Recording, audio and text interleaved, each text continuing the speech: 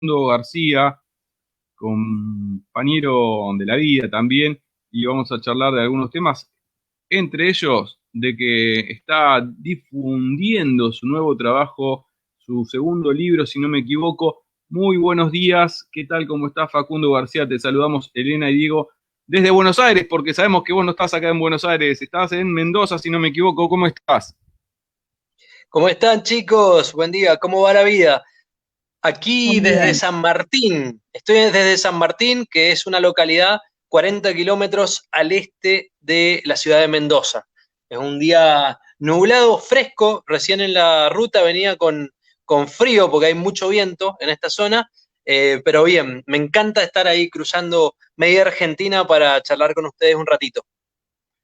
Bueno, muchas gracias, Facundo. Bienvenido a Pensar en Nada. Una alegría de verte. Así que, bueno, vamos a ver qué hacemos invitados porque sí, del día de hoy. Sí, Dale, dale.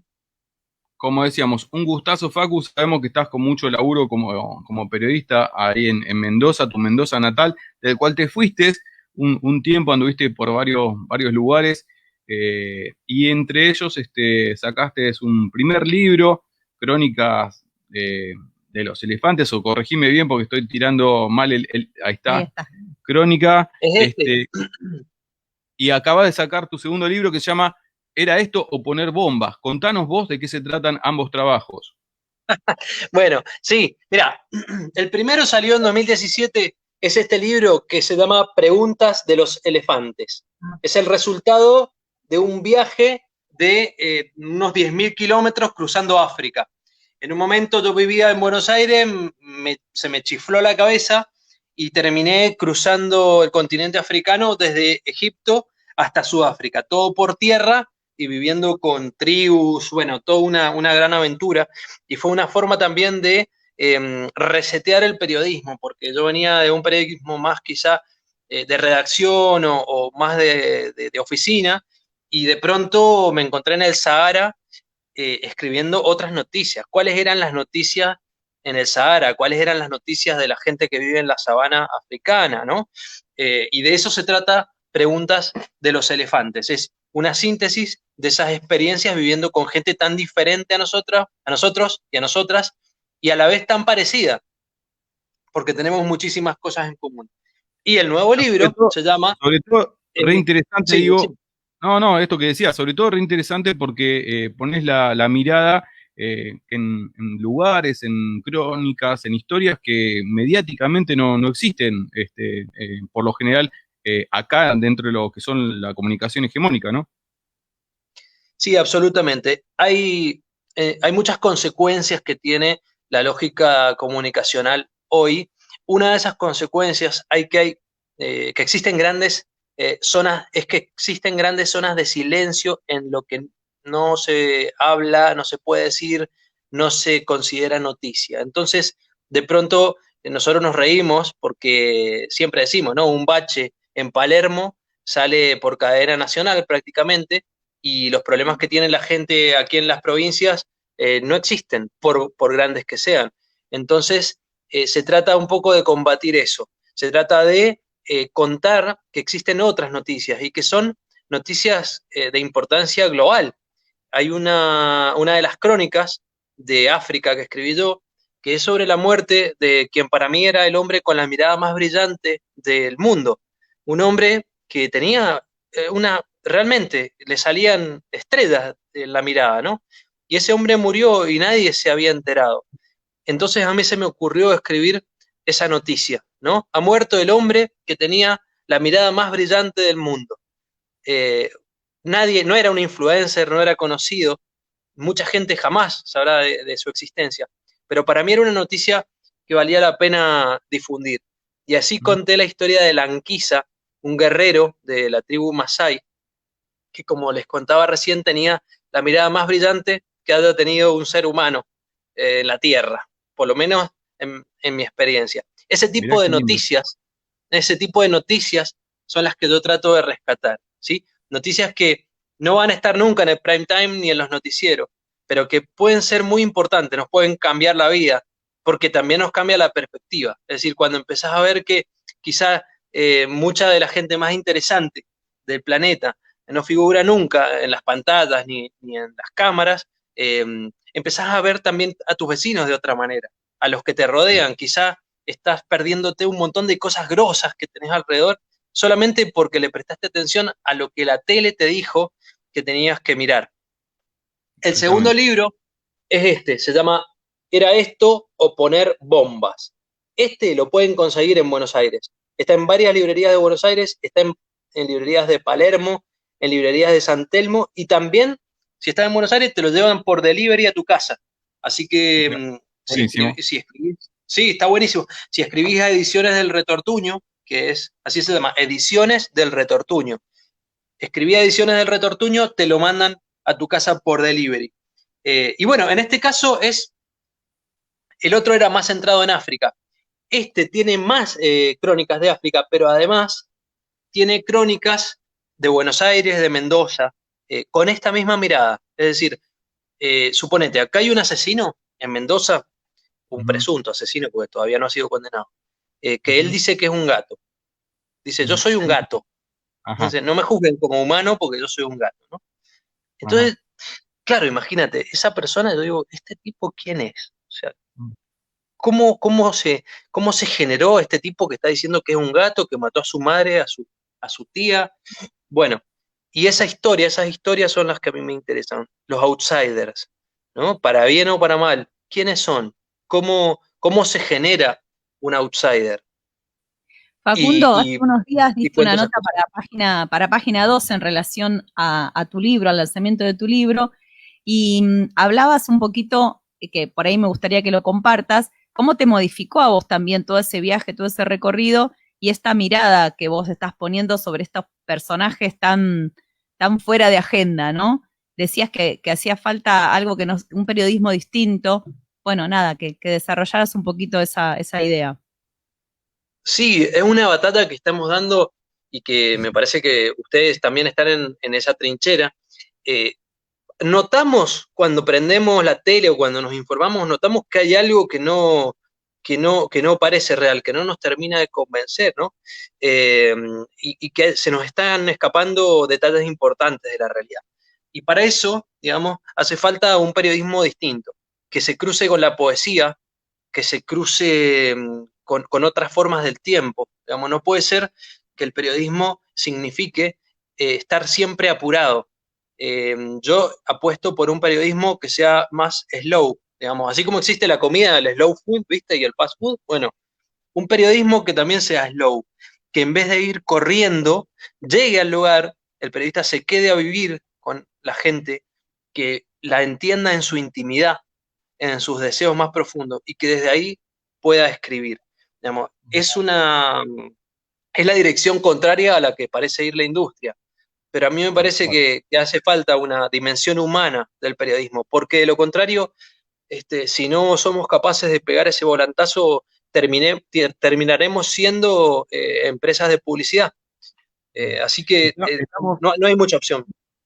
En ese sentido estamos recontra de acuerdo, te escucho y estamos recontra de acuerdo, pero nos pasa por lo general acá en Pensar en Nada que compartimos espacios, entrevistados, columnas, y la contrapropuesta que yo trato de hacer es, bueno, en el análisis estamos de acuerdo, pero suelo pedir un pequeño aporte, un granito de arena de ¿y cómo te imaginás que tendríamos que hacer? O porque sabemos que esta competencia, esta disputa es totalmente desnivelada, desequilibrada. Comparto lo que vos decís que necesitamos de otro periodismo, de otra forma de contar, pero claramente del otro lado tenemos gigantes que todo el tiempo está lo comercial y un día te juega el TikTok y otro día te juega, y está más lo efímero, lo espontáneo, la imagen, y se pierde todas estas historias que vos estás haciendo hincapié en tus libros, ¿no? Sí, mirá, yo tengo una teoría sobre qué podríamos llegar a hacer. Y ¿sabés qué? Me parece que vamos camino hacia la época, o un revival de la época de los caballeros andantes. Lo que pasa es que ahora tenemos caballeros y damas andantes, ¿no? ¿A qué me refiero con esto? En la época de los caballeros andantes, por lo menos desde la fantasía que uno tiene, había personas que luchaban por la justicia, ¿no? Esta idea que tiene el Quijote de ir por el mundo desfaciendo entuertos, ¿no? Y digo, hay como personas que van de manera silvestre, a veces con una relación ambigua con los grandes medios, pero mucha gente está contando noticias de forma independiente, eh, y muy bien, y con mucho compromiso, y un compromiso que es principalmente ético más que económico.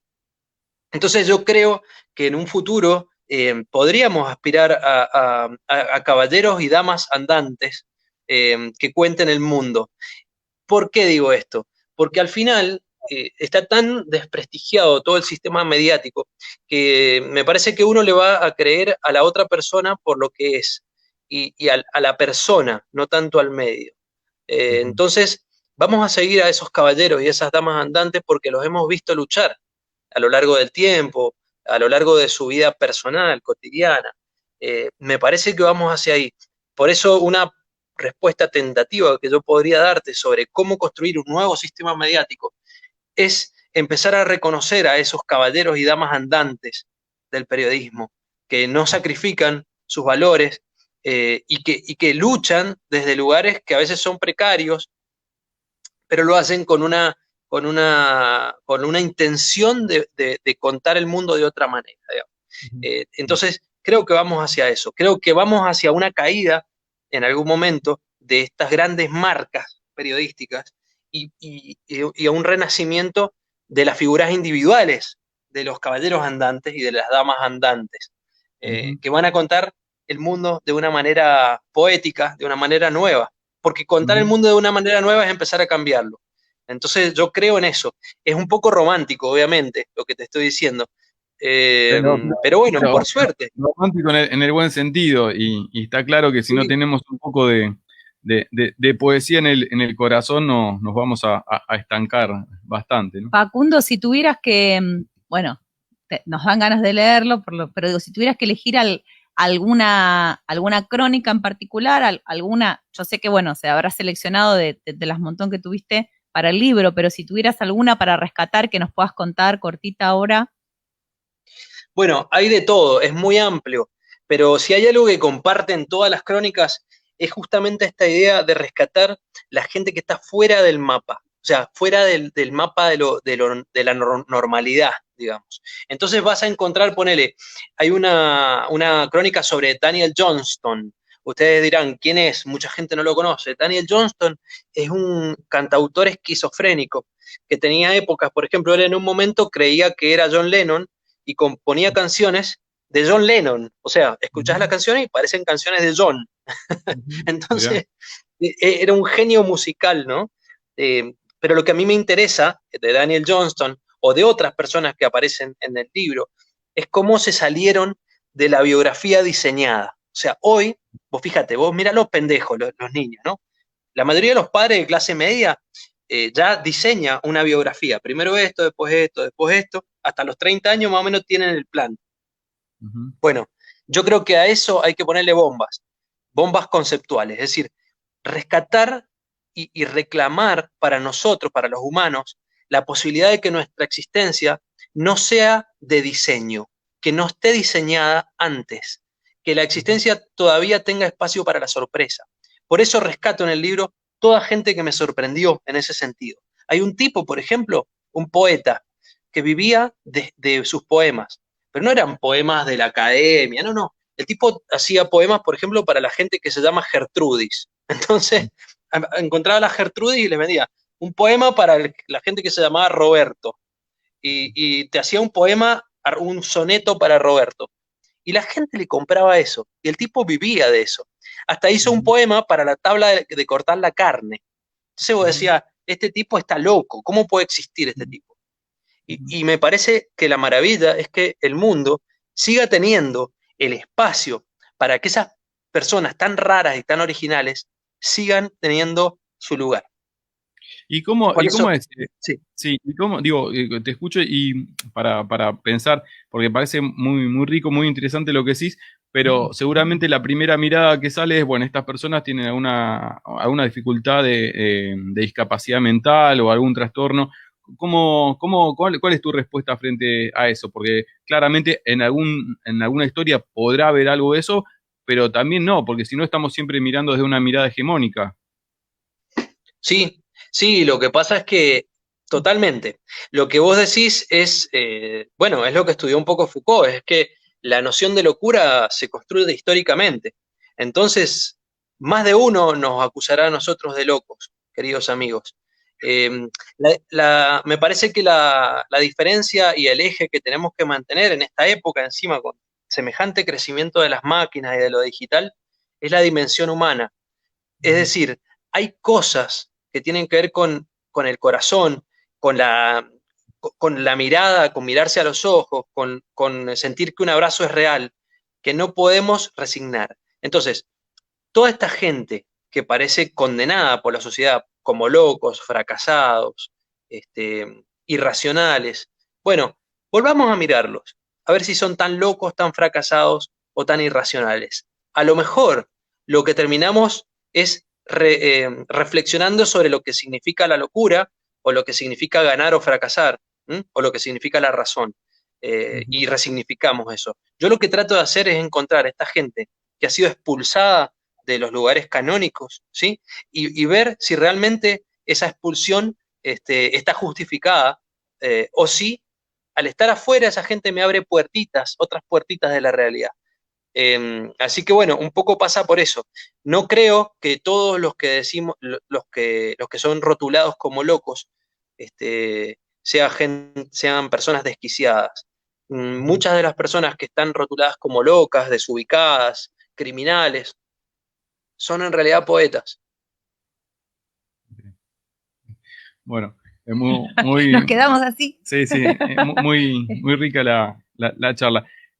Un placer haberte tenido en el Pensar en Nada del día de hoy. Que repita, bueno, ¿dónde podemos conseguir, era esto, o poner bombas? Acá en Buenos Dale. Aires.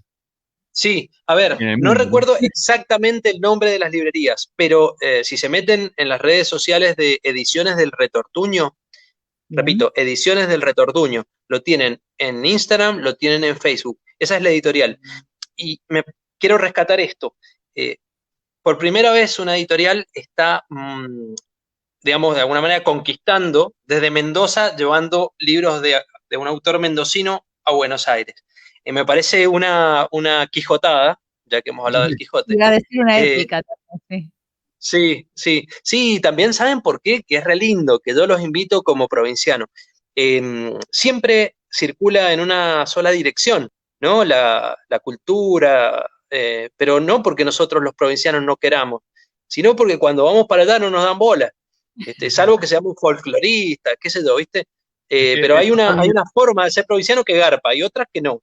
Entonces, lo que nosotros... Me parece, Facu, que desde los pelpas, desde los papeles se habla mucho del federalismo, pero claramente nos quedamos en otra visión del mundo y en otra república que es claramente centralista y como decían los viejos libros, muy unitaria. Así que es parte también de lo que tenemos que de alguna manera deconstruir, romper y como decías vos, mirar desde otro punto de vista. Facu, Total. Un abrazo gigante y yo te digo hasta la próxima. Hasta un nuevo Cuenten contacto. conmigo para lo que quieran. Les mando un gran abrazo a todos y a todos los que están del otro lado. Gracias. Muchísimas gracias. Facundo García, periodista, comunicador, y ahí presentando junto a nosotros este libro, ¿Era esto o poner bombas?, que lo podemos adquirir en cualquier lugar y, como dijo él, buscando ahí las Ediciones páginas del Retortuño de la editorial. Cerramos el streaming Elena, Natalia, y seguimos por aire siempre, y como seguimos por aire nos vamos en este caso a escuchar el próximo tema musical antes del acústico. El próximo tema musical viene de Uruguay y es el señor Tabaré Cardoso con El Hombre de la Radio.